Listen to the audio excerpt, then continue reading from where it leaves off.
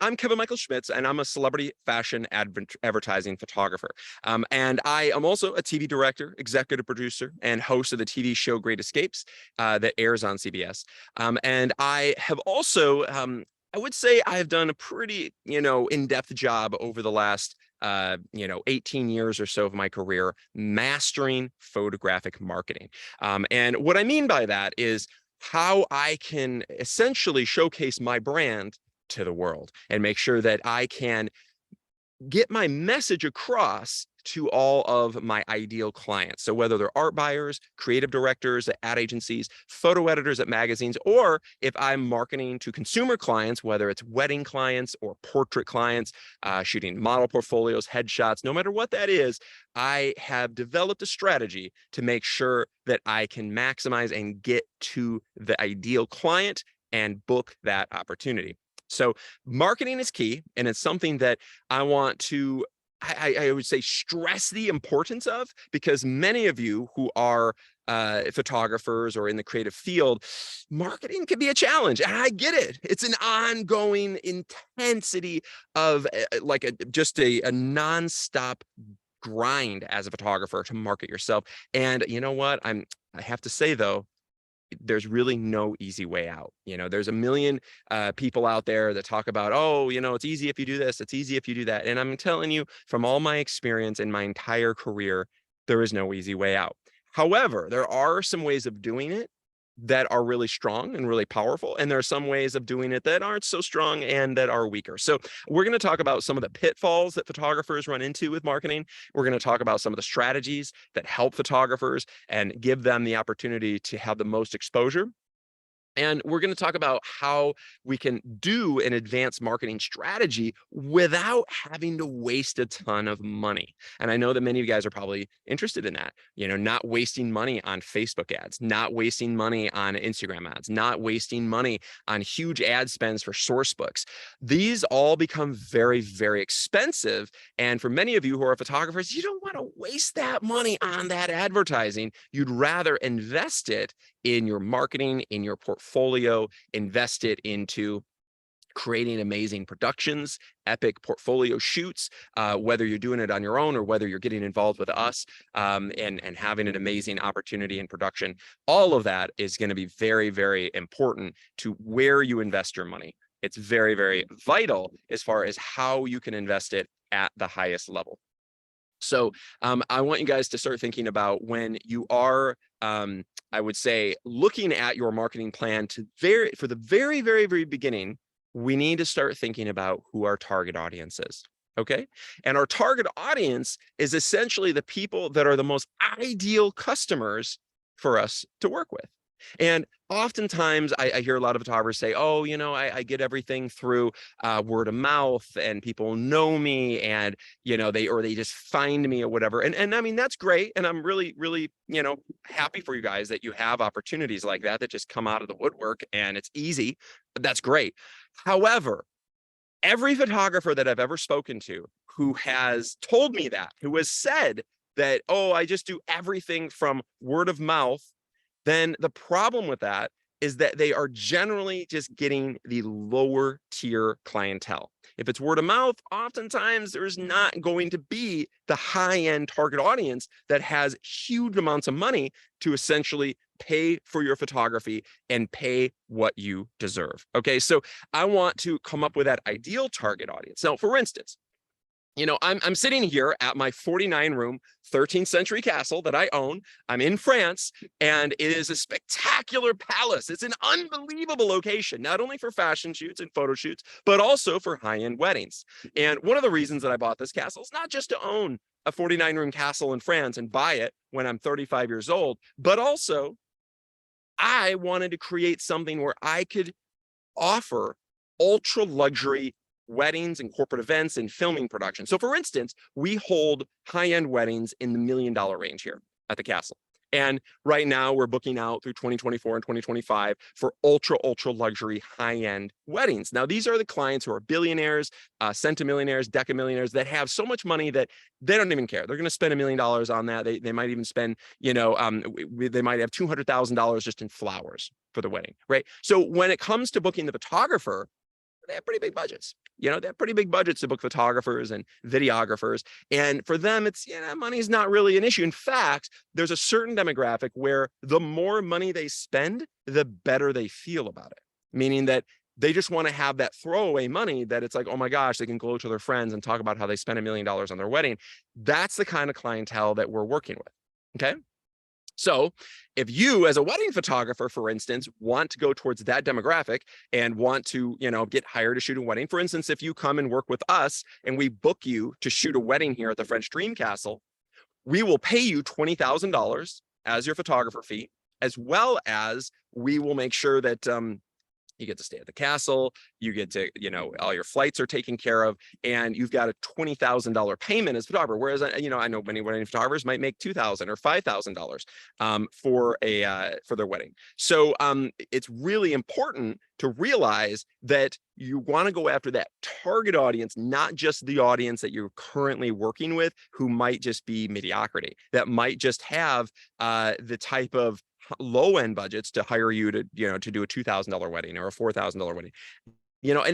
For me, I don't know about you, but for me, I'm really interested in being hired based upon my quality, based upon who I am as a photographer, not just being a commodity, not just having my photography, the photography client is just going to book the lowest cost photographer because they're too budget conscious. I don't want to work with that clientele. It's just not interesting to me. So if I were you and I was a wedding photographer, I would probably want to buddy up to me and be a part of this venue, right? And maybe come to take our epic high-end castle, French Dream Castle wedding, fashion editorial experience at the French Dream Castle, whether you're a fashion photographer, whether you're an editorial photographer, portrait photographer, or even a wedding photographer, is to have that experience and have that kind of content in your body of work and portfolio, as well as the experience of traveling abroad and not only being just a boring wedding photographer, but being a world-class, published, award-winning fashion photographer that happens to shoot weddings. So there's a big difference between the two. And I think that a lot of times photographers, they are, they're thinking, oh yeah, my clients, they just want to see what normal people look like in their photography. And if I market out images of content of average people, then those average people will book me. Well, I'm here to tell you that that is not the way to do it. That is probably one of the biggest mistakes I ever see photographers make, is that specific thing, is that they oftentimes actually believe that if they market regular average people and average locations, that for some reason, then people are going to book them. And I'm telling you, that is not the way to do it, because you're going to be working with the bottom of the barrel type of clients. And that's okay for some people, but not for me. I want high end. Like, for instance, here's a video at the castle, right? This is something where we're working with ultra luxury production, high-end fashion models. And this happens to be a shoot where we're bringing in fashion models that were also wearing bridal dresses. This is just some of the production and some of the marketing material that we're using for the French Dream Castle. And and I can ask you this: if you are a photographer and you are, for instance, a wedding photographer or a portrait photographer, do you feel like you'd be more likely to get booked on those $15,000 or $20,000 wedding gigs if you showed average models and average people at their weddings? Or would you be more likely to book those clients if you had content like this? Shooting with supermodels, shooting at locations like this, shooting at a castle in France, having this type of level of production, it definitely will take you to the next level. So this is something that, I'd advise, I'd recommend. And this is something we do offer. We have this coming up in September. We have a 6-day, 5-night, ultra luxury, high-end fashion photography workshop. And that's open to fashion photographers, portrait photographers that shoot boudoir. We're going to be even shooting some of that type of content. We're going to be shooting content. If you are a wedding photographer, this is absolutely a dream come true. This could completely knock your socks up. And we do have one spot left at this experience. So if you guys are interested, this is happening in September, and it is an unbelievable production. And if you do want to take it up a notch with your marketing, having content like this this is next level. This is definitely next level. This is really, really high end quality. And this is a production that will completely knock the socks off of the clients. Because remember, we are trying to sell your brand. And if your brand is not designed to be absolutely world class, you're going to lose out to a lot of clientele. So I want to make sure that you are showcasing not only your photography, but showcasing the quality and the production level of what you can offer, right? So something like this, it's pretty next level, and this is some of the content inspiration of what we're going to be shooting, massive scale production, costuming, stuff like you'd see in, Marie Antoinette, King Louis era, of the Baroque period and Renaissance period in France, which is absolutely over the top, but this level of production at the castle.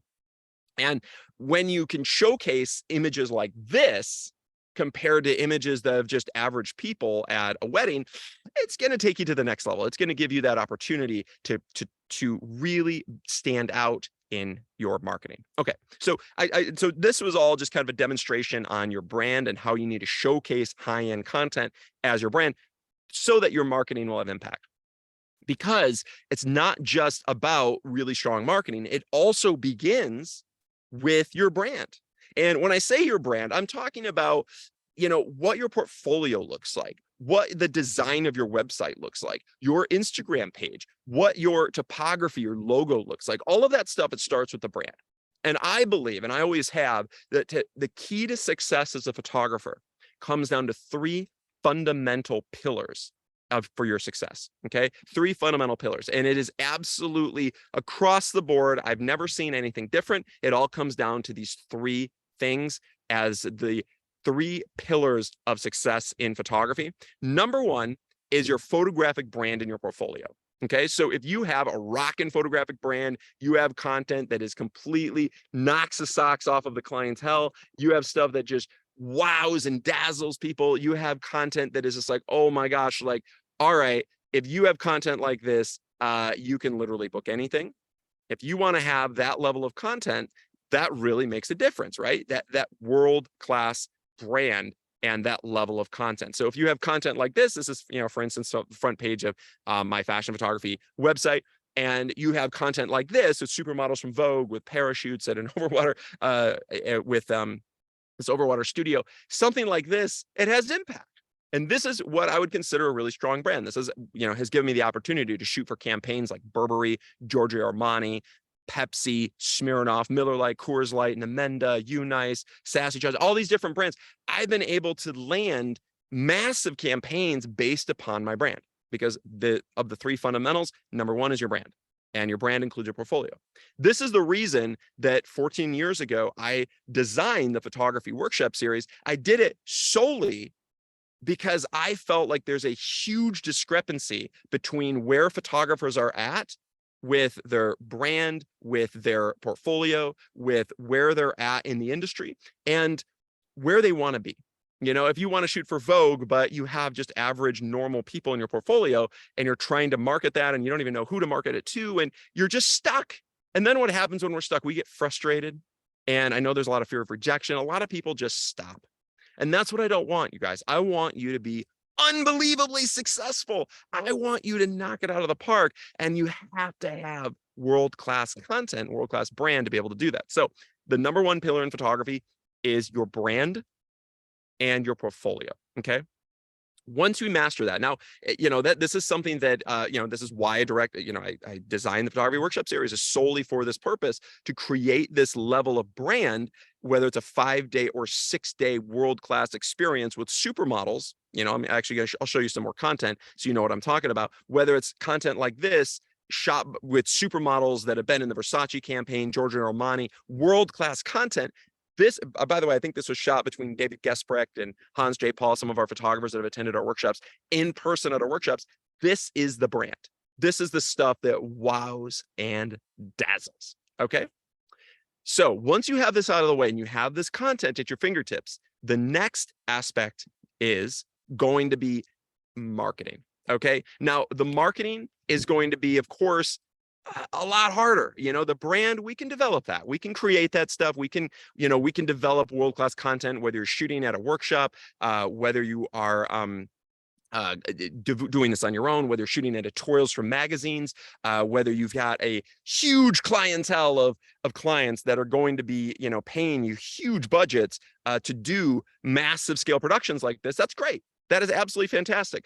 But the most important thing is once you have that content, we need to be able to market it at a really advanced way. So without further ado, I want to bring on, just to kick off the marketing aspect of this, I want to bring on the great Michael Sterling. Now, let me just give you an idea of who Michael Sterling is. And by the way, Michael is an expert in photographic and video production marketing. He literally owns an agency called MS Marketing, and Michael Sterling, he's been doing this for years and years and years, and all he does is market photographer. So he knows what he's doing. So everything he talks about today, I want you guys to listen carefully because he is the guru. He is an absolute beast. And I would consider myself a marketing expert, but I would say Michael Sterling is next level. Michael Sterling and he's been doing much of my marketing for many years. And I have to say, just as a personal testament, he knows how to translate your message and your brand to an audience to develop opportunities. And he's going to show you and talk to you guys. And you're right now in Italy at the moment, right, Michael?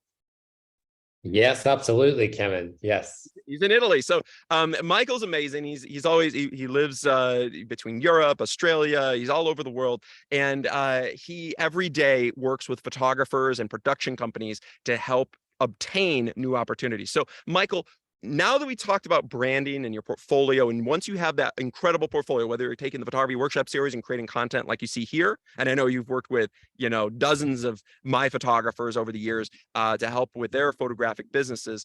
Why don't you tell us a little bit about who you are and what you do, and what the strategies that you put into place that are the most effective to market photographers and production companies? Yes, 100%, Kevin. And thank you for a great introduction. And before I start, I just wanted to reiterate on what Kevin said about the portfolio and the branding part of it, because you can do all of the marketing in the world. You can have world-class marketers working for you. You can have a sales team working days and days for you. But if your brand is not on point, if you don't have the portfolio that just wows prospective clients, you're not going to have much success. So you really have to do this first part that Kevin talked about today. Otherwise, you just won't have a lot of success, unfortunately, because even if you get somebody interested, even if you get on the phone with that producer in an ad agency that you want to speak to, or a executive creative director in some hotshot agency that you want to work with, if your portfolio is not up to their level, like they're just not going to be interested. So that's really important.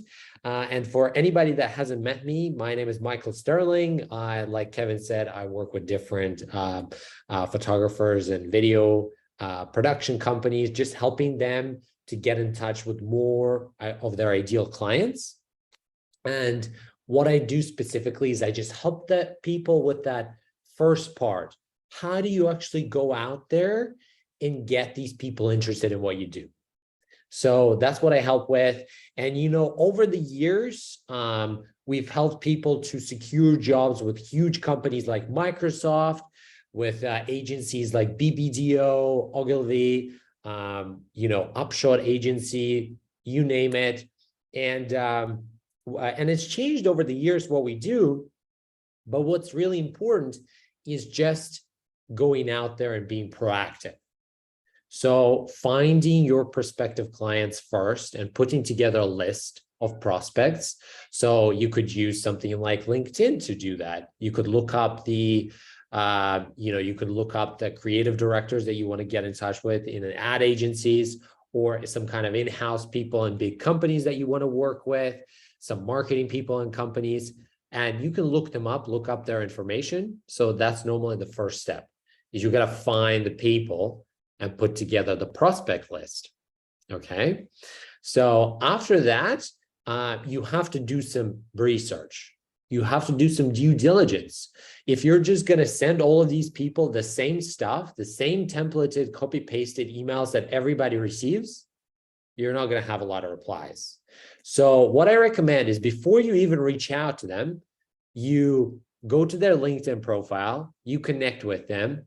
If they have posted anything recently, you can go find that, you can like that, you can comment on that, so they can start seeing your name a little bit. You know, just for them to see you pop up, to see your name on the business pop up. It's a really good way for them to just see you briefly, basically. And by After the way, that, Michael, I just want to you mentioned something like look up and find these people, right? So I want to just express that you mentioned something like maybe you look them up on Agency Access, like something like this. This is a database where we can find creative people, where they're creative directors or art buyers who are the decision makers at an ad agency. And Michael, just to clarify, you're talking about commercial photography, right? This is your method for landing, say, an ad campaign for whether it's Miller Lite or Smirnoff, or you mentioned, you know, Microsoft or something. This is the method that you would go. You'd find these type of people, and then you would create this marketing plan, right?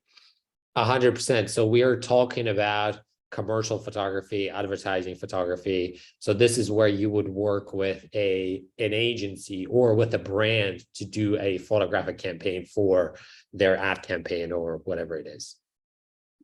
Excellent. Okay, so keep going. I just wanted to clarify that so the audience knows exactly what you're talking about.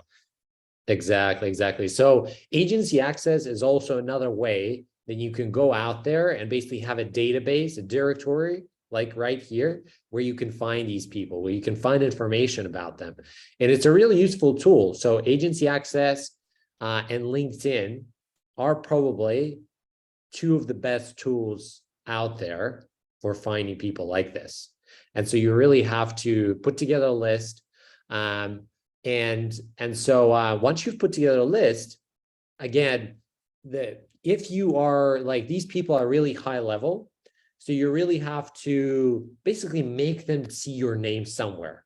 If they can see your name somewhere before you actually reach out and try to basically ask them if they're looking for a photographer or if they have any jobs that you could bid on, you should probably connect with them on LinkedIn, you know, any other platforms if you can. So I would highly recommend you do that.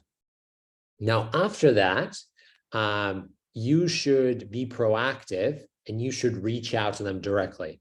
Or potentially, if you do have some connections already in some of these companies, try to find somebody who can introduce you. If you don't have anybody to introduce you, then basically you should reach out to them directly. Now, I recommend that you reach out to them on all the platforms you can, because these people are really busy. So if you just send them one email, if you just send them one message on one platform, they may not see it. So you really have to reach out to them on multiple platforms. If you can find, there are databases also with their phone numbers. If you can send them an email and ring them as well, that's the best. Send them a LinkedIn message. So really do like a multi-channel approach where you reach out to them on a couple of different platforms, okay? And then after that, you need to follow up. You need to make sure that you're following up with these prospects that you're reaching out to. Otherwise, if you know, so many times, photographers or video production companies have told me, Michael, we've tried this before and like, it just doesn't work for us. And then I asked them, well, what did you do? How many people did you reach out to? And they answer, oh, we reached out to 6 people and we didn't get any replies. Well, what did you expect? Did you expect that all the 6 people are going to come back to you? Like you have to do this a little bit at scale because people are busy. Not everybody has jobs going at this very moment that they need help with.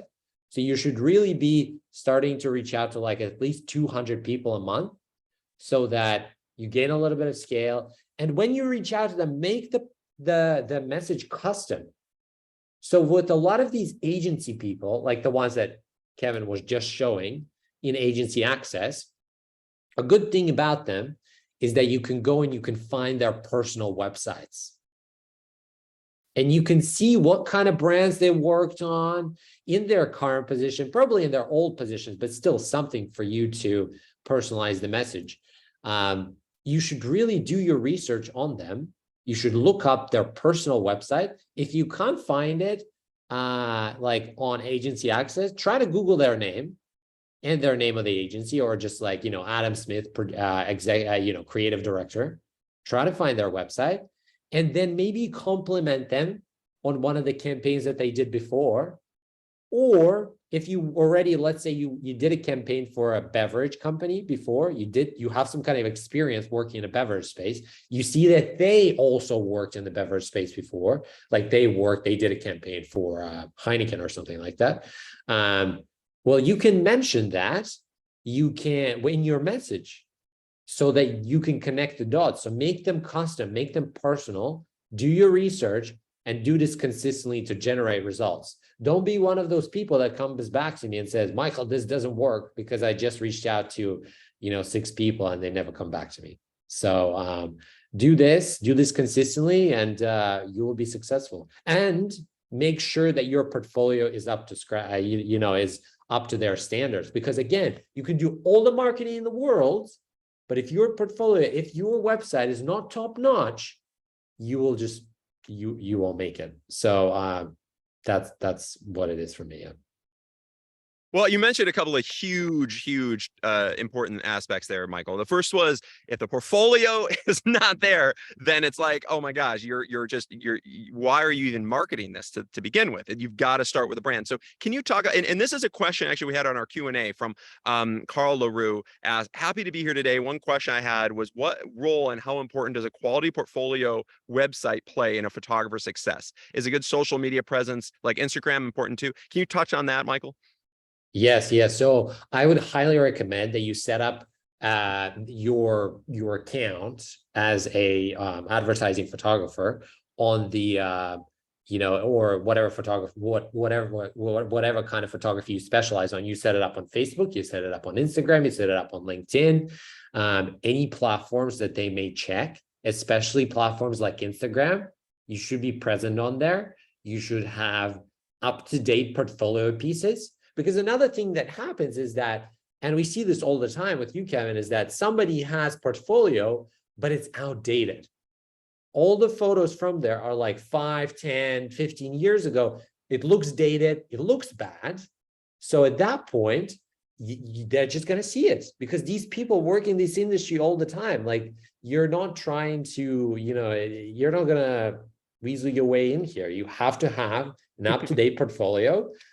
Because they will see it. Otherwise, they will see it. And you see it all the time as well, Kevin. There are great photographers with outdated portfolios. Absolutely. So the portfolio is critical. So you've got to have the brand. You got to have the brand. And I think that, obviously the Photography Workshop series is designed to create award-winning content. And we've seen this over and over again. And you've worked with, I know, dozens of my photographers, and the content. Do you even bother, marketing the other content that they shoot with, or do you pretty much only market the content that they've shot at the Photography Workshop series because it's so strong and the models are so strong, the production is so high level? Tell me a little bit about that. I mean, are you mostly marketing the content that they shoot from the Photography Workshop series? Yes, it is definitely the high level content that you create at the workshop series. Because again, you have to present these people with the best. You got to put your best foot forward. You really have to have the best content out there, send it to them, just like what we're seeing here. And it might just catch their attention. So it's really important. Absolutely. So these photographers are creating mind-blowing content that they photograph at the Photography Workshop series, and then they're marketing. You're pretty much just marketing that, because you're the one that's the expert. So you're like, okay, of all the content you have, the Photography Workshop series content is by far the best. So that's the stuff we're going to put forward and get in front of people. And then you're actually generating leads. Now, I know that this has been an issue, and it's just something that I do want to bring up, is that you've talked to me about this. You said, Kevin, I've worked with this photographer. We've developed all these amazing leads, and the photographer doesn't connect the dots between leads and then following up with them. So can you talk a little bit about what that looks like? So if a lead comes in, and how does that look? First of all, how does the lead come in? Is it like, say it's through LinkedIn or something? And then once that lead comes in, what should the photographer do from there?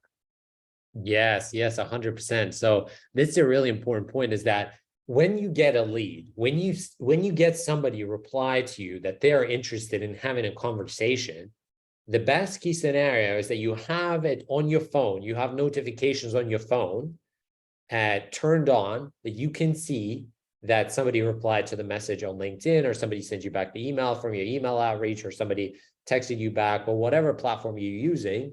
The best key scenario is that you have it on your phone, so you can see it. You should get to that lead as soon as possible back to them, so that you can schedule the meeting, or you can call them and start that conversation. Because before the first meeting, it is critical that you get back to them as quickly as you can. So realistically, I mean, unless they reply at some weird hour, which I don't think, they never reply at outside of business hours, pretty much. They may reply like at 8 a.m. or 6 p.m. or 7 p.m. or something like that. But if they reply to you, you should really set up the meeting as soon as you can.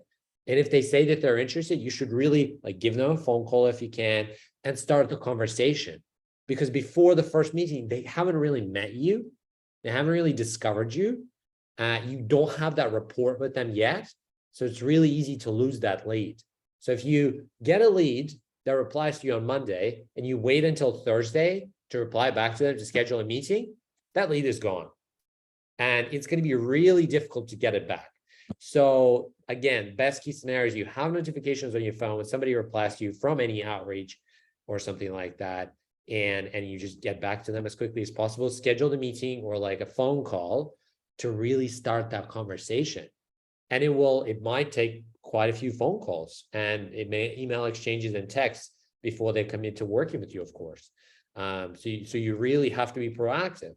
And this is something that we see in the creative space all the time, is that we're working on the job and we're not coming back to these leads. And yes, we understand that you're busy, but you also have to remember that leads will go dark if you don't reply to them. And then the efforts are going to go to waste. So you really have to come back to them as soon as you can. Well, I love that. I'm glad you're mentioning this, because you're talking about one of the most important things is how fast you respond. That is probably one of the most important things, because there's a lot of competition out there, right, Michael? There's a lot of other people that are vying for these opportunities. So if you don't respond immediately, then you might not, land that opportunity, even if you are the best photographer. So I love this. Now, Michael, can you give us some step-by-step process of how they can build up these leads on their own through LinkedIn, for instance? Do you have some strategies for them? Yeah, exactly. So just like I've talked about it, basically, first step is you put together a prospect list. So with Agency Access or with LinkedIn, you look it up and you look up the titles that you need and the agencies that you need. And it's probably best to focus on in-house people at the agencies, if we're talking about it, because there are two types of creative directors in agencies. There are the freelance creative directors, and then there are full-time staff, people who actually work for those agencies. So you might want to avoid the junior people or like the freelance people. And sometimes you even have to go to their profile and double check, because they might not say it, but you will see it if they're not actually working full-time at the agency. So focus on the right people, find them either through Agency Access or through LinkedIn. Maybe just start really easy. Make the job really easy for yourself. So start a Google Sheet or like a CSV on your computer, Microsoft Office spreadsheet. Put the people, put the names, put the company names in there, their information in that sheet. And then connect with them on LinkedIn, like any post that they have, comment in any post that they have, so they can start seeing your name a little bit. Then from there, once you've done that, then you can start reaching out to them. Now, before you reach out to them, again, do your research, go to their websites, go to the agency's websites, and send them something really specific. Send them a message that they will know that you've done your research, you know who they are, you know what agency they work for, you know their previous experience, all of that stuff. And then just follow up with people, right? So very easy. Make a list, connect with these people on LinkedIn, maybe like their posts, maybe comment on them. And then from there, reach out to them with a personalized message on LinkedIn and email, and follow up with them a couple of times. Obviously, don't follow up every day, but like maybe follow up once a week or a couple of times a week, and you'll be successful. Michael, we just had a question from Kelsey McNeil asking, what titles should we be looking for on LinkedIn? What titles of the audience? Yes. So I think that when it comes to ad agencies, I would probably, if you're a photographer, I would probably focus on the creative directors. But again, not a freelance one, not the junior one, associate creative director, probably assistant creative director also. So probably creative director, executive creative, ECD, executive creative director. If you're on the video side of things, so probably somebody like a head of production or a in-house producer. So you should be focusing on those titles. If you are trying for a brand, if we're talking about a brand just like Gucci or something like that, and you want to contact that company, then you may find again an in-house creative director and also the marketing team, in-house marketing team, but focus on the senior people in the marketing team. So marketing director and up, marketing director, head of marketing, vice president of marketing, chief marketing officer. Focus on those senior people, so that they're the ones making the decision, and they need to be seeing your name pop up.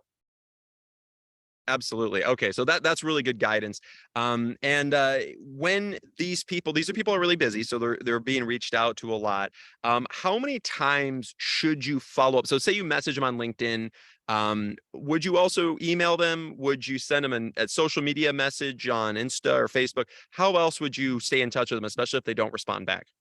Yep. So first I would start with an email. Then a couple of days later, I would send a LinkedIn message. Then then let's say like 4 days later, I will send another email. Then 4 days later, another email. So like once a week until you've reached about 4 or 5 touches total. Okay. And then after that, look, they've probably seen some of your outreach. So at that point, I would just leave them for a little bit, maybe leave them for like 3 months, 3 to 6 months, and then reach out to them again, because at that point, they will not remember you if you haven't had a conversation with them. So you can kind of keep recycling those people. But yeah, you have to do like 4 to 5 touches.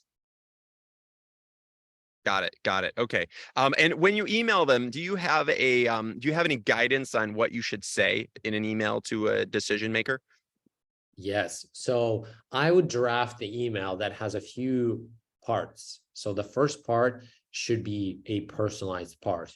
So this should be you complimenting them on their work, or this should be you talking about how you have some relevant experience or something like that. And then the second part of the email, let's say second paragraph, should be a quick intro about yourself and why you're reaching out to them specifically and to their agency. There are some agencies out there that focus on a specific niche. So let's say if you're reaching out to an ad agency that mostly works with food clients, you should be talking about your experience in the food industry when you do your introduction. And then the third part is you just ask them if they would like to have a call or a conversation, or if they have any jobs that you could bid on potentially. So it's very simple email, and you want to keep it short. So you don't want to make it long, because with how many emails we're receiving right now, everybody, we just don't have an attention span anymore for long emails from people that we don't know. So keep it short, maybe keep it 2-3 paragraphs maximum, like 100 words, like maybe 150 words maximum, and just make it relevant to them. Why are you reaching out to them specifically? Is their agency working on any brands that you have relevant experience for? Like, that's an important part. Awesome, awesome. Okay. And are you going to be now this day and age, of course, after COVID and everything, not everybody's in the office anymore, right? So are you trying to set up like a Zoom call with them, or a phone call or an in-person meeting, or what are you seeing as the most common? Yes, yes. So obviously normally it's a Zoom call or a phone call with them. So Zoom is great. Now, if you are in their city and you can't pop by and you can't see them, I would mention that, because if you're traveling to set up meetings with ad agencies in New York, I would say that you will be in New York City on this day and this day, and see that, and you would love to see if you could pop by and talk to them and have a coffee, buy them a lunch, whatever it is. So it's relevant, basically. So either a Zoom call if you're not local to them, or if you are local or you're going to be in their area or their city, mention that. See if you can set up an in-person coffee or an in-person meeting. Excellent. Excellent. So just based on what you just said, I literally just drafted kind of an example email. So, I followed Michael's instructions, and he said, hey, keep it really short. Hey, we're going to attach maybe an image with impact. I usually just attach one picture, just an image with impact. And then I'm going to be showcasing, hey, John, so impressed at your creative vision on the Dior campaign. I just shot an editorial with parachutes over water that I wanted to share with you. Do you have a moment for a quick Zoom to go over some ideas for your next project? So something like this, Yes.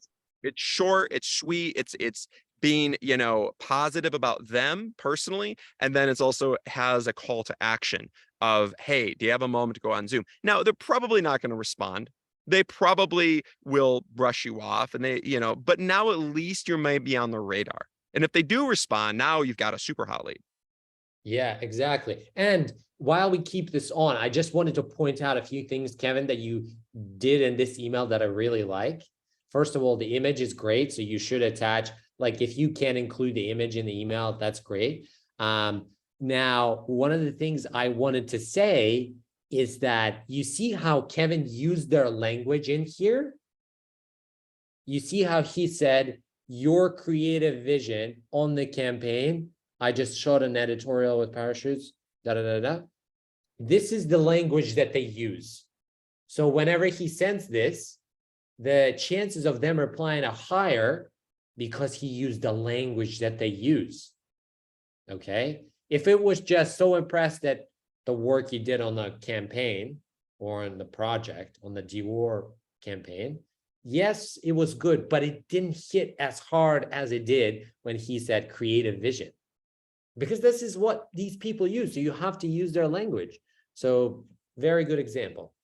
Excellent. Thank you, Michael. And I just took your guidance and I just created something based on everything you just said. Now, I recommend you guys craft emails like this. And I liked it. And what Michael said about keeping it short, I can't express enough to you how important that is, because I always see photographers, because I consult and mentor so many photographers, and they will send me some messaging before they send to a client. I see people write entire page length messages. They write paragraphs, and I can't tell you, like literally my signature is bigger than the message, right? So like, to me, that's really important. Keep it really short and sweet. The reason is, and in my experience, the more high up somebody is, like if they're a CEO or an executive, the shorter their emails are. So if you ever have communications with executives, and I do, CEOs usually, they don't even write full sentences. They're often going to write phrases, right?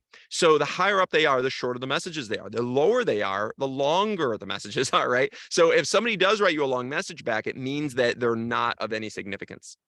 Okay, so because they have the time to do it. So what Michael's saying is keep it short, because they're not going to even read a page long thing.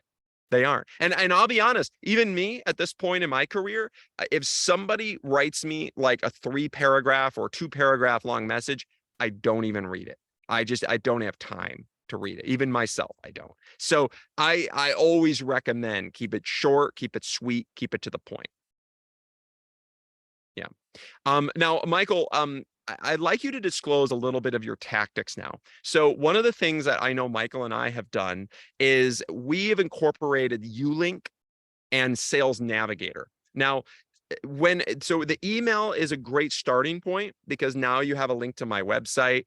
And it has a link to multiple websites here that are showcasing my brand, right? So kevinschmitz.com, fashion photography, Atreyu.tv, that's my television shows, French Dream Gazzle, that's my castle, Atreyu Productions, my production company, and then my Instagram, and then I even have my IMDb. So if you want to see, the stuff that I do for television, you can look here and you can click on that. So if they want to know, oh, who is this Kevin Michael Schmitz guy that's emailing me? Now they can actually click on that and see, who this guy really is.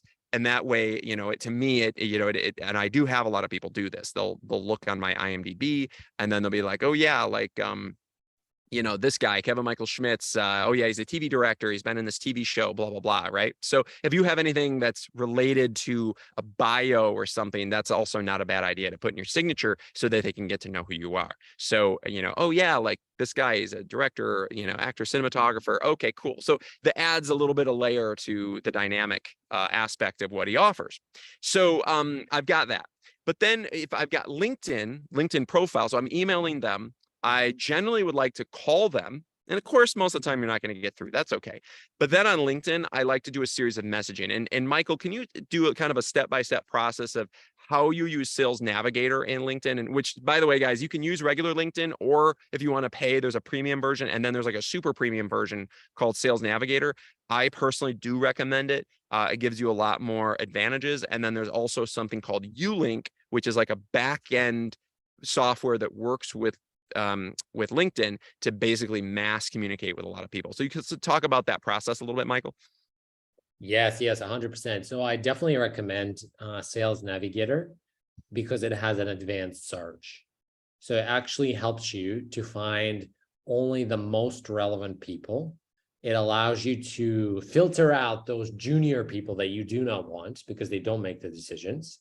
So you may make a search where you're going to have people by the title. You can put in the title of creative director. You could put the advertising industry in there.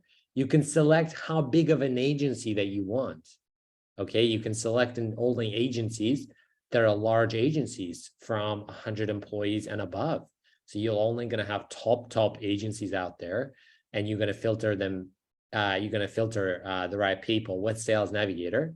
Then you can exclude junior titles. So you can exclude junior creative director, you can exclude associate creative directors, because again, those people are probably not making decisions on who's going to be shooting the campaign. And then from there, you can even in Sales Navigator, you can save people. So let's say you find a lead and you go to Sales Navigator and you find somebody who's relevant, you can save them in there. So you keep their details in there. And then from there, you can, again, you can connect with them.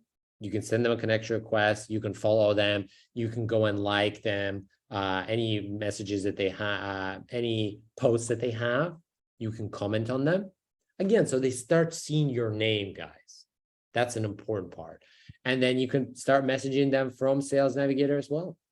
So basically, there you go. So you've looked up the people. You can put the company headcount, you can put the geography. This is an advanced search. It really helps you to filter out people that you don't want. And so you only leave people that you do want. There you go, senior app producers. And you can select the industry, you can select the geography, you can select the company headcount on the left-hand side here, so that you only find the relevant people. And then obviously, I always recommend if you're just starting out, you should get Sales Navigator and you should start doing things manually. You should start messaging these people manually with the personalized messages, personalize the connection requests as well. Now, once you started doing this, or if you're seasoned and you need some help, there are some tools out there that you can get to help you message people, but you have to be careful with LinkedIn. Like LinkedIn is notorious for, asking people to upload the IDs, like suspending accounts and stuff like that. So you should really be careful and make it a bit more personalized, rather than reaching out to thousands of accounts like per day or something like that with the same message. So make it really relevant, make it really short. And again, starting out with Sales Navigator, I think it's great. You can save the relevant people, like you can see on the right-hand side, you can save them. And then on the top in leads section, you can look them up later. So you just come back and you have your leads saved there. And it's really easy for you to come back and continue. Excellent, excellent. So, so say Rebecca McClellan here, senior integrated producer and art buyer. She's in the UK.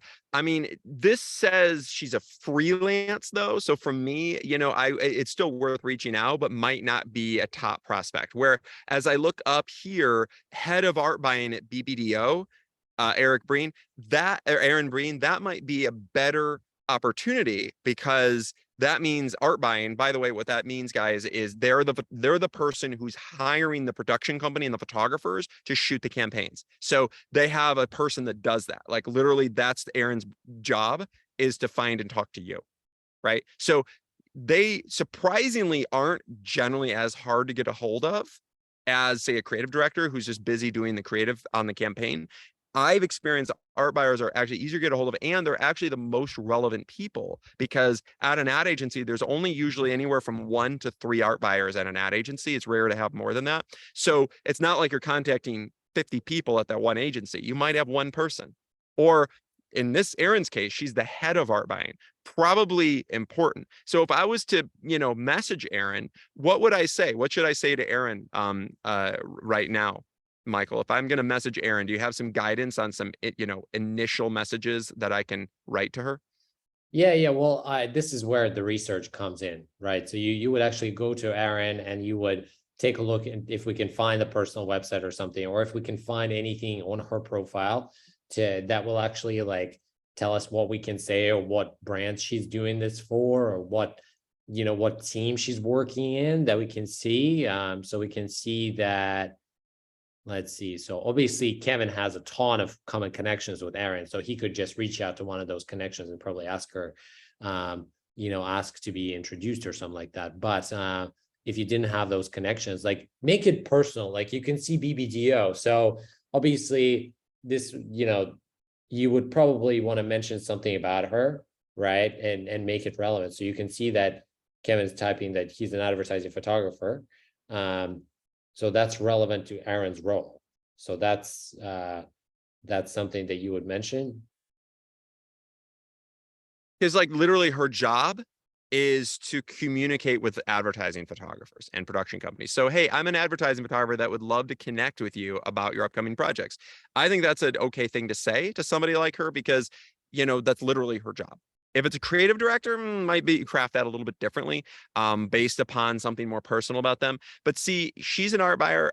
Generally, art buyers are not a lot of them don't have like a side gig. A lot of these creative directors do. They have this vision to be, you know, they're an artist, or they're a director on the side or whatever. And what Michael's saying is find something really personal about them. Erin, though, you know, maybe you look her up on social media and you find out about her family and where she lives. You know, she lives in Chappaqua, New York. So it looks like she's in, was that upstate New York? And you know, she's right outside of the city. She's an important person at BBDO. Maybe she even works remotely. Maybe she doesn't even work in the office, you know, so that's also that to me tells me a little bit of something. But either way, say I don't know anything about Erin, what would be a good message for me to write to Erin, Michael? Yeah. So obviously, look, I would probably, it would be a good point to start would be to research a little bit. Like I would research a little bit about BBDO and like BBDO New York specifically. So I would probably type in BBDO New York, go to the website and try to see what campaigns that they're working on. And so that's what I would say. And then I would say something along the lines of, I would start with a personal part. So if I did go to BBDO's website, BBDO New York website, and I can see that they're working on some, let's say, fashion campaigns. We could start with something like, hi, Erin, you know, notice that, you know, BBDO New York is working on a lot of fashion campaigns. So it looks like right now they're working on, you know, FedEx, Diageo, which is alcoholic brands. So let's say Diageo, right? So I personally have shot I've shot for Diageo. I've shot for Smirnoff, and I've shot for other brands of theirs. So they also have Guinness, Drought, Red Stripe, Heart Lager, etc. So maybe, if they're one of their big brands and she's the head of art buying, she probably handles Diageo, right? So now Michael just said, hey, do a little research. Just one quick search. It took 2 seconds. And now I know a little bit about them. This is great. And this is just on Google, right? So Exactly. now we know a little bit about them. Exactly. And then you can craft a message that's specific to Aaron. You can say, hey, Aaron, are you doing art buying for FedEx or Diageo accounts? Are you currently working on the art buying for Diageo or FedEx? Yeah. I'm an advertising photographer, and I'd love to connect. I have experience in the both of the spaces. Here's my website. Let me know. So very simple, but very specific, because you can see she will know. Because here's the thing: if we mention those brands to her, she knows that at least BBDO New York City is working on those accounts. So she will say something. She will come back to you, and she might come back to you and she'll say, oh no, I am working on Diageo. Yes. And then you can start a conversation with her. Keep it conversational. Okay. Or maybe she can come back to you and say, no, I'm not working on either of those, but I am working on, something else, Brown-Forman, which is like another beverage conglomerate, basically. So keep it really specific. And that research that Kevin just did, this can be a difference between you having a reply from Aaron and not. So yeah. So you see, and I'm even titling this Diageo, right? So that's one of the brands that they work on. Hey, are you currently working on the art buying for Diageo or FedEx? And if somebody on LinkedIn's messaged her about Diageo, she's probably going to look at it. Now, one of the reasons I love LinkedIn, Michael, is that everybody's on LinkedIn that's a professional, right? Unlike Facebook and Instagram, where it's about a lot of nobodies. It's a lot of just, vanity of people showcasing stuff about their day and whatever. And to me, LinkedIn, it's a professional network. And I find it really valuable because if we're going to communicate with somebody like Aaron, now it's a professional thing. Now we're having a communication on a really high level professional aspect. And I just messaged her something about a brand she works on. And this is a big person, by the way. This Aaron, this is not like some nobody. This is somebody that's handling $300,000 budget shoots, right? So I would love to shoot more $300,000, shoots with her ad agency. That'd be great. DDB, it's one of the biggest agencies in the world. Or I'm sorry, BBDO is the agency she works at. So she's at BBDO New York. That is a really vital, and I personally haven't shot with BBDO New York. I'd love to. So now I'm starting that relationship. So this is something that, Michael, you have some really good guidance on that. And we're doing this through Sales Navigator. You could also do it through regular LinkedIn, but what's the difference there between regular LinkedIn and Sales Navigator with the communication? I think it's just finding the right people. That's going to be an issue, is that finding people, because with Sales Navigator, it's really easy. You type in the company, you type in the location, you type in how big of the company that you want. You can select only companies between, like, let's say ad agencies between 50 and 10,000 people. So you're not going to have people that are just freelance. And then you can select, you can exclude junior titles, junior as a title. You can exclude freelance as a title. So you're not going to get any freelance people, which is great. You're not going to waste a bunch of time speaking with people that can never give you jobs, basically. So that's why I love Sales Navigator specifically. And it does come at a premium, but I think it's like $100 a month or something like that. So it is an investment, but you're investing basically into you being able to finding the right people so that you don't waste a bunch of time searching through people on the normal LinkedIn search, which they make really sort of a little bit confusing how they filter people there. This one with the premium version with Sales Navigator, you filter them out very easily, and you only contact people that are the ones that are deciding who's going to be working on these jobs. So you'll save yourself a bunch of time if you just get Sales Navigator and you use their advanced search. Got it. Okay. And I know you swear by that because we've worked with you for many years and you're all about the Sales Navigator and also Ulink. And then Ulink, tell us a little bit about how to integrate Ulink into LinkedIn marketing for our photographers.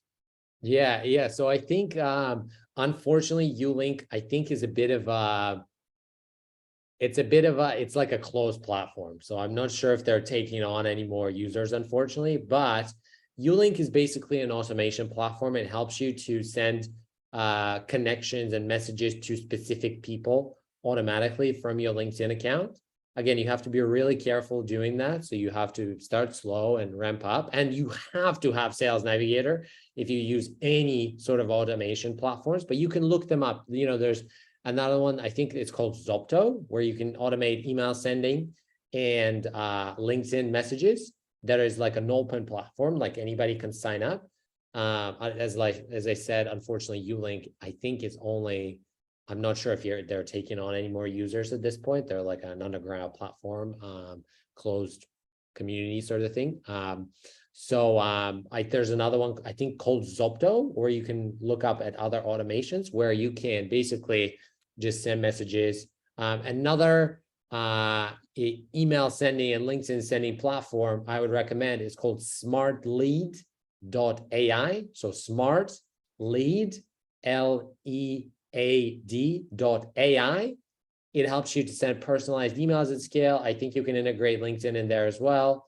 Another platform I would recommend is Lemlist. Actually, I would pick Lemlist before any other ones. Lemlist number one, Smart Lead, and then Zopto. So on Lemlist, you can actually use their platform to send emails at scale. You can use their platform to send personalized messages in scale on LinkedIn. And we've had people using it, and it's fine. Again, as long as you don't really reach out to more than 20 people a day in terms of like connection requests. That's what I recommend. So use Lemlist, and it's LEMLIST. You can look it up, and it has 1 million users. So yeah. Well, Michael, this is really, really valuable. And by the way, guys, I'm launching a series of polls. I always like to hear surveys. I like to know your perspectives. We asked one earlier about how likely are you guys interested in attending one of these experiences. If you're interested in attending any of our workshops, we also not only do these in-person 5-day and 6-day, ultimate photographic, unbelievable in-person shooting experiences, but we also offer virtual workshops. Now, we have an advanced marketing workshop that is going to be live. We haven't done one of these in a long time, but we have one live coming up on November 11th, and it's going to be live. It's on a Saturday, so it's not during the regular during a weekday. It's on a Saturday. It's a 6-hour intensive, and it's going to be in depth about mastering your photographic marketing. So if you guys are interested, and if you like what we're here, what you're hearing today on some of these strategies, we're going to be talking also about AI and how to incorporate AI into all of your marketing, your messaging, your communication. And how to, using it to write scripts, using it to write communication to clientele. There's a lot of automation and a lot of new stuff that has come out since our last marketing workshop that we did initially a couple of years ago. So we're doing an advanced marketing workshop. And of those of you guys who have already watched or attended, because we have a ton of you guys on right now that have actually enrolled in the marketing workshop in the past, this is essentially marketing 2. It's the second segment to marketing. It's the next level.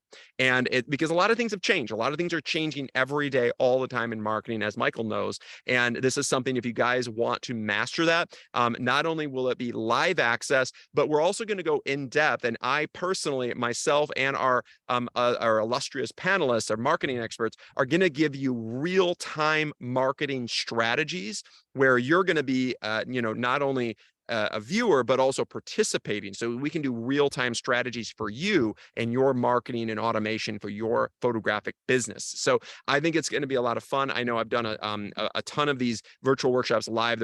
They're incredible. We've had such a massive interest in these. And the best part is you get to participate live so that you can actually develop your own marketing strategy with us live during the workshop. It's only $12.95 to attend.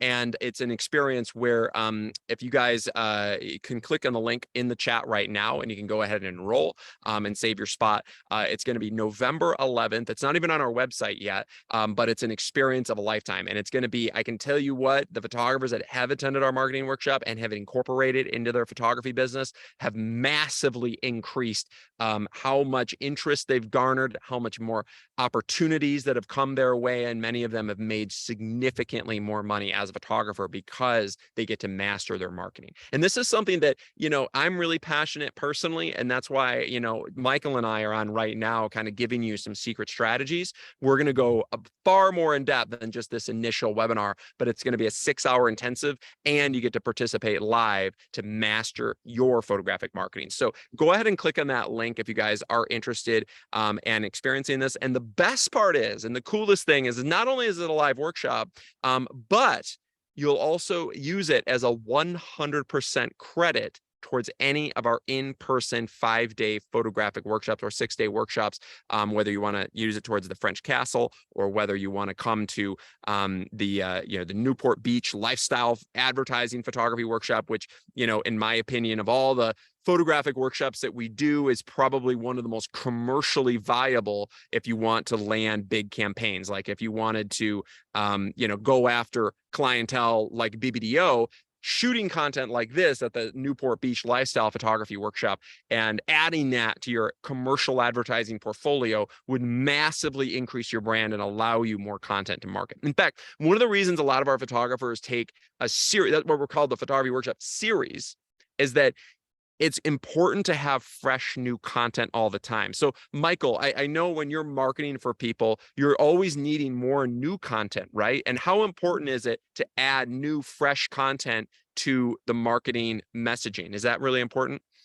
Yes, yes. And this goes back to the point that we made earlier, Kevin, is that there are so many really good photographers out there that that they're doing really good jobs, but they have outdated portfolios, and this is why they stop getting the opportunities, and they see that, and then they end up complaining that the new guy comes in and swoops them in. But the truth is, if they updated the portfolio, if they kept it up to date, if they didn't have those dated pieces in there from 6, 10 years ago, whatever, they may get more opportunities.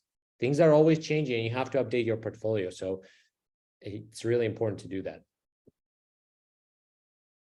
And having content like this is more what I would consider commercially viable content that, we talked a little bit about shooting a fashion campaign, but if you're trying to shoot commercial lifestyle, having these slice of life images where it's happy, healthy people having fun, enjoying life, this is what they're looking for to shoot for Diageo.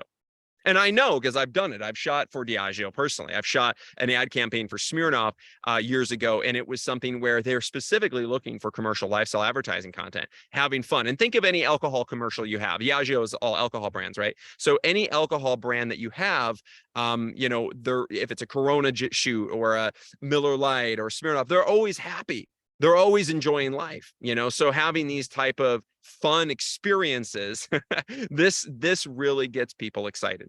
So anyway, now Michael, oftentimes photographers always struggle with budget. Can you talk a little bit about what they should allocate for their photographic and video portfolio and reel, their budget for their portfolio, and also what they should allocate for their marketing? Because in my opinion, I personally spend about, $80,000 a year just on my own marketing, and I'm going to increase it pretty substantially this year with the French Castle, because that's a whole nother beast that I'm doing. But as far as developing my reel, developing my portfolio, and also the marketing, whether you're doing marketing ad spend, whether you're spending on LinkedIn, Ulink, using CRMs like Salesforce, or you're using email platforms like Constant Contact. Can you talk a little bit about what you would suggest a photographer spends for, A, their portfolio, and B, their actual marketing budget as bare minimums? Yeah, exactly. Look, at the end of the day, you have to remember that this is an investment you're making yourself in your business. So this is really important. So for marketing, you have to allocate a decent amount. So you have to allocate at least, if you can allocate 20 to 30K per year to get some help and get yourself started, that's great. If you can't allocate, if you can allocate less than that, that's okay, but you will have to do a lot yourself, because the more you can allocate, the more help you can get. For portfolio, it's crucial. So you really have to be allocating a good amount. and you have to be updating the portfolio consistently. So, I mean, if you do, you have to do at least a couple of workshops in order to get your portfolio up to scratch. So realistically, your budget for portfolio should be, in tens of thousands per year, to generate content that these art buyers at huge agencies would want to see, so that you can land those jobs that Kevin talked about. Because if you do spend, let's say you spend 50K per year on marketing and portfolio, it is a sizable investment. It really is. But if you generate jobs, there are 300K jobs, and let's say you generate 1 or 2 of those, it's going to be worth it in the end. So you have to just remember that. Absolutely. Now, I agree. And you know what, Michael? I mean, sometimes we spend a little bit more in the beginning rather than as time progresses too. So, maybe it's a bigger investment up front. This is one of the reasons the photography workshop series is so powerful, because what we can do is we can create that 40 image cohesive body of work in 1 week, literally less than a week, in 5 days, that would take you a decade and hundreds of thousands of dollars to produce on your own. And yeah, maybe it's an investment. Our 5-day workshops, they range from 16,500 up to 18K.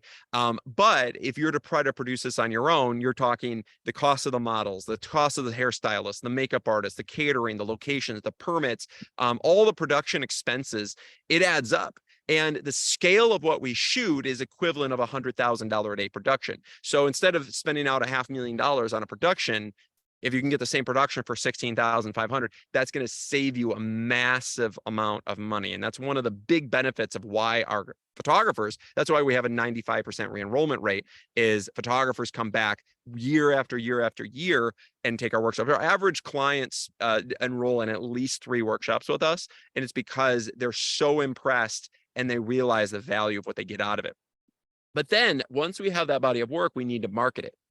So, Michael, what do you recommend once we have that portfolio that, say, we shoot at the photography workshop series, and say we're shooting a lifestyle portfolio, Newport Beach and Miami Beach, so February and April. Once we do that, what do you recommend as a great allocation of your marketing budget? Is it LinkedIn? Is it email messaging? Is it agency access? Like, what do you recommend as the best next step?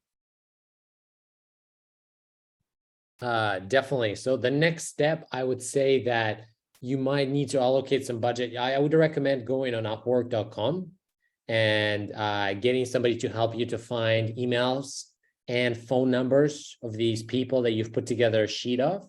So that will take a little bit of your budget. Then from there, you should be spending on LinkedIn. I think, again, if you're in commercial space where you are selling to these people in companies, LinkedIn is a great budget allocation. And probably you might want to get yourself some help, actually get somebody to help you to market yourself. So that's what I would recommend as well. So, okay, so the very first step too, though, you mentioned maybe you should do some of the stuff yourself. What kind of stuff should they do themselves to save the money so they don't have to spend too much on their marketing plan and everything like that once they have their portfolio? Yeah. So first, definitely, I mean, I don't think you can do it without the Sales Navigator. So definitely get the Sales Navigator, which again is not a huge investment. It's just a monthly offset. So get that and start putting together prospect list. So save the relevant people that you want to reach out to, make a list in LinkedIn, then copy that over, or like take screenshots of that, and then get somebody on Upwork.com, a lead generator, to put you a list of emails of those people and phone numbers, if they can get mobile numbers as well. There are some people out there that have access to tools that give them mobile numbers of these people, basically. Because again, privacy is not really a thing that exists anymore in the 21st century. So yeah. So, and then you may have, and then you can either start messaging these people yourself, or you could get some help of somebody to start researching these prospects for you and allocate your budget towards, somebody actually helping you to do some research and reach out to these people consistently. Because again, you have to remember, nothing is going to, you probably won't have a lot of success if you message like 10 people a week or something like that.